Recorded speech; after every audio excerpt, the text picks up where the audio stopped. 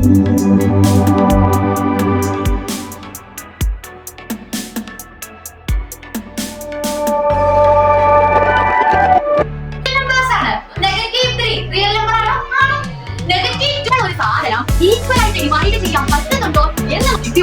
Concept നമുക്കിവിടെ മെത്തേഡിൽ apply ചെയ്യാൻ പറ്റി. മനസ്സിലായോ?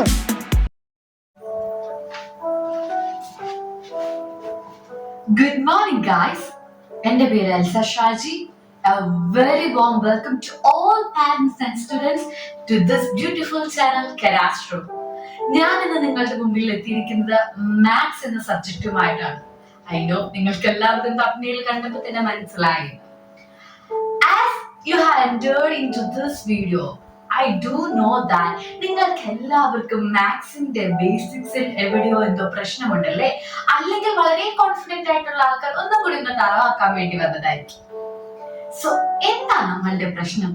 ക്ലാസ്സിലിരുന്ന് ടീച്ചേഴ്സിന്റെ കൂടെ മാത്സ് ചെയ്യുമ്പോൾ കൃത്യമായി ഉത്തരം കിട്ടുന്നുണ്ട്. വീട്ടിൽ വെച്ച് നോട്ട്ബുക്ക് ഒക്കെ വായിച്ചു നോക്കുമ്പോഴും എനിക്ക് എല്ലാം മനസ്സിലാവുന്നുണ്ട്. പക്ഷെ എക്സാമിന്റെ സമയത്ത് ഉത്തരമൊക്കെ ചെയ്ത് കഴിഞ്ഞ് ഫ്രണ്ട്സിന്റെ കൂടെ ഡിസ്കസ് ചെയ്യുമ്പോൾ അല്ലെങ്കിൽ ലാസ്റ്റ് ഉത്തരക്കടലാസ് കൈ കിട്ടുമ്പോഴാണ് മനസ്സിലാവുന്നത് ഉത്തരങ്ങളൊക്കെ തെറ്റിപ്പോയിട്ടുണ്ട്. പ്രതീക്ഷ മാർക്കല്ല, 60ൽ 60 പ്രതീക്ഷിച്ച് എനിക്ക് 30ഉം 15ഉം ഒക്കെ മാർക്കുള്ളൂ. എത്ര ശ്രമിച്ചിട്ടും മാത്സ് അങ്ങ് കിട്ടുന്നില്ല.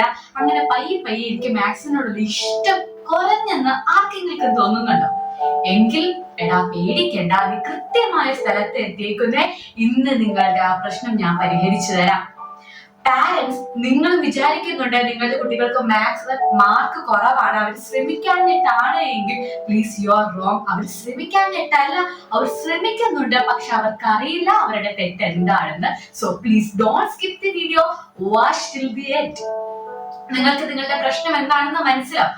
അപ്പോ എന്റെ കൂട്ടുകാരെ, നിങ്ങൾ ടീച്ചേഴ്സിന്റെ കൂടെ ചെയ്യുമ്പോൾ ആരെ കാൽക്കുലേഷൻ ഒക്കെ ചെയ്യുന്നേ? ടീച്ചർ ആണല്ലേ? അതോ നിങ്ങൾ തന്നെ നോട്ട്ബുക്കിൽ ചെയ്യാറുണ്ടോ? ഇഫ് നിങ്ങൾ ചെയ്യാറുണ്ടെങ്കിൽ നിങ്ങൾക്ക് നിങ്ങളുടെ തെറ്റ് നിങ്ങൾക്ക് തന്നെ മനസ്സിലായി കാണും. എവിടെയൊക്കെയോ നിങ്ങളുടെ ബേസിക്സിൽ എന്തൊക്കെയോ ഒരു പ്രശ്നം വന്നിട്ടുണ്ട്. മേ ബി നിങ്ങൾ ചെറുപ്പത്തിൽ പഠിച്ചപ്പോൾ ആ കോവിഡ് സമയത്ത് വന്ന അന്നേരത്തെ ആ പഠനത്തിൽ വന്ന എന്തെങ്കിലും കുഴപ്പം കൊണ്ടായിരിക്കാം അതിങ്ങനെ തെറ്റ് ആവർത്തിക്കുന്ന കാരണം വലിയ പ്രോബ്ലംസ് ചെയ്യാൻ പറ്റുന്നില്ലായിരിക്കാം. ഫോർ എക്സാമ്പിൾ, നമുക്ക് സബ്ട്രാക്ഷനിൽ ചെറിയൊരു ഡൗട്ട് ഉണ്ട്, നമുക്കത് അറിയത്തില്ല. നമ്മുടെ ടീച്ചേഴ്സ് ഒക്കെ ബോർഡ് ചെയ്യുമ്പോൾ ആ കൂട്ടത്തിൽ അങ്ങ് ഫ്ലോയിൽ അങ്ങ് ചെയ്തു പോവാം. സബ്ട്രാക്ഷൻ അറിയില്ലെങ്കിൽ ഡിവിഷൻ ചെയ്യാൻ പറ്റുമോ? ഇല്ല അല്ലെ? അപ്പൊ അവിടെ ഡിവിഷൻ തെറ്റിക്കൊണ്ടിരിക്കുക പിന്നെ. ഓക്കെ, ഡിവിഷൻ അറിയില്ലെങ്കിൽ നിങ്ങൾക്ക് 8ലെയോ 9ലെയോ 10ലെയോ ഒക്കെ പ്രോബ്ലംസ് ചെയ്യാൻ പറ്റുമോ? അതിൽ വളരെ ബേസിക് ആയിട്ട് വരുന്ന കാര്യങ്ങളാണ് ഡിവിഷൻ. അറിയില്ലെങ്കിൽ ടീച്ചർ ചെയ്തു പോകുമ്പോൾ നിങ്ങൾ സൈഡിൽ ചെയ്തു പോകും, ബാക്കിയുള്ള ഉത്തരങ്ങളൊക്കെ കിട്ടുന്നുണ്ട്. പക്ഷെ ആ ഡിവിഷന്റെ ഉത്തരം അവിടെ തെറ്റുമോ? നിങ്ങൾ അത് അറിയുന്നില്ല, മനസ്സിലാക്കുന്നില്ല. കാരണം നിങ്ങൾ ടീച്ചറിന്റെ കൂടെ ചെയ്തു പോകുന്നേ. വൈകിട്ട് വീട്ടിൽ ചെന്ന് നോട്ട് വായിച്ചു ഡിവിഷൻ അറിയാമെന്ന് വിചാരിച്ച് നിങ്ങൾ വായിച്ചു, അതൊന്നും എനിക്ക് ചെയ്തു നോക്കണ്ട, അതൊക്കെ എനിക്ക് അറിയാം. പക്ഷെ എക്സാമിന്റെ സമയത്ത് ചെയ്യുമ്പോൾ വർക്കിംഗ് മോഡലിലെ ഡിവിഷൻ തെറ്റും, ആ ഉത്തരം എടുത്ത് ചെയ്യുമ്പോഴാണ് നിങ്ങളുടെ മാർക്ക് കുറയുന്നത്. സോ ഞാൻ പറഞ്ഞു വന്നത്, നിങ്ങളുടെ സബ്ട്രാക്ഷൻ തെറ്റാണെങ്കിൽ നിങ്ങളുടെ ഡിവിഷൻ തെറ്റും. അതുപോലെ എന്തെങ്കിലും ചെറിയ പ്രശ്നങ്ങൾ ഉണ്ടെങ്കിൽ അത് ബാക്കിയുള്ള കോൺസെപ്റ്റുകളെ ബാധിക്കും. അതുകൊണ്ടാണ് ബേസിക്സ് സ്ട്രോങ് ആയാലേ മാത്സിന് നല്ല മാർക്ക് കിട്ടത്തുള്ളൂ. സോ ഫസ്റ്റ് തിങ് നമുക്ക് എന്ത് ചെയ്യണം? ബേസിക്സ് സ്ട്രോങ് ആക്കണം. ഇഫ് നിങ്ങൾക്ക് ബേസിക്സ് അറിയാമെങ്കിൽ ജസ്റ്റ് നിങ്ങൾ ഇത് സ്പീഡിലിട്ട് കണ്ടു നോക്കും. നിങ്ങൾക്ക് എവിടെയെങ്കിലും തെറ്റുണ്ടോ, തെറ്റില്ല എന്ന് ഉറപ്പാണെങ്കിൽ ബാക്കി വീഡിയോസ്, ഇതിന്റെ ഫോളോ അപ്പ് ആയിട്ട് വരുന്ന ബാക്കി വീഡിയോസ് നിങ്ങൾ കാണാം. അല്ല, നിങ്ങൾക്ക് ബേസിക്സിൽ പ്രശ്നമുണ്ടെന്ന് സ്വയം തോന്നുന്നുണ്ടെങ്കിൽ നിങ്ങൾ ഇത് എന്റെ കൂടെ ചെയ്തു പോവാ.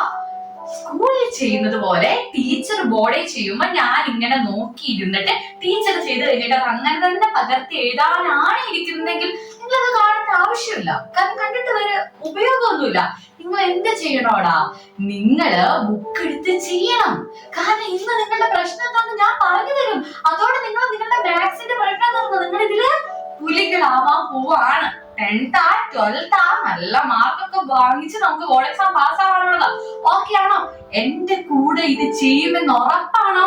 ഉറപ്പാണെങ്കിൽ പോരെ. നമ്മൾ ഇന്ന് ഇവിടെ പഠിക്കാൻ പോകുന്നത് വളരെ ഏറ്റവും ബേസിക് ആയിട്ടുള്ള കാര്യം, നമ്പർ സിസ്റ്റത്തെ പറ്റി.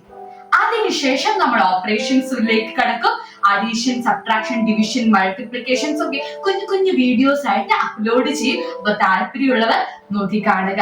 റെഡി അല്ലേ? എന്റെ കൂടെ പോന്നാൽ ഞാൻ നിങ്ങൾക്ക് ഉറപ്പ് തരുന്നു, if you following with me, എന്റെ കൂടെ നിങ്ങൾ നോട്ട്ബുക്ക് എടുത്ത് ഇത് ചെയ്ത് പോവുകയാണെങ്കിൽ 100% നിങ്ങളുടെ മാത്സിന്റെ മാർക്ക് ഇംപ്രൂവ് ആകും. എന്റെ കൂടെ ചെയ്യുക, നിങ്ങൾക്ക് മാത്സ് രാജാക്കന്മാരാവാം. So number 6